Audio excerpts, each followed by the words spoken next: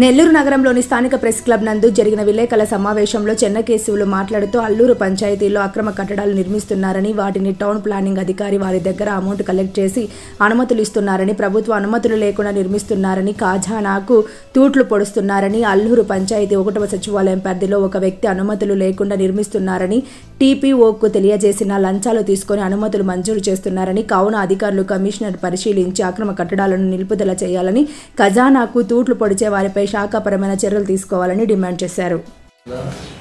అల్లూరు నగర panchayat TPO town planning అధికారి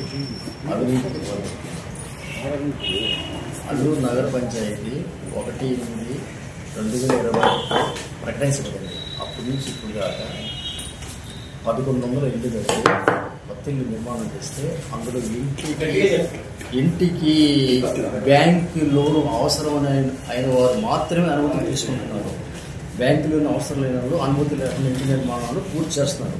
అలా పూర్తి చేసిన వారి దగ్గర టీపీఓ గారు బెదిరించి బలవంతంగా ఒక్కొక్క ఇంటికి 14,000, 12,000 తీసుకుంటున్నారు.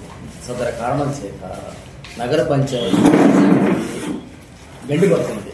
అదేవిధంగా రీసెంట్గా మన ఈ మధ్య అల్లూరు నగర పంచాయతీ 1వ సచివాలయం ప్రక్కన వైడి సుబ్రహ్మణ్యం అనే అతను ఇంటి నిర్మాణం చేపడుతుంటే టీపీఓ గారికి తెలియజేశాం. టీపీఓ గారు ఒక్కరోజు మాత్రమే ఆ ఇంటిని నిలుపుదల చేసి మేస్త్రి అనే పోలికిస్ట్ అయిన ఆ ఇంటి వద్దకు పంపించి అమౌంట్ తీసుకొని యథావిధిగా ఆ ఇంటిని నిర్మాణం చేయవలసిందిగా నిర్మాణం చేస్తున్నాడు.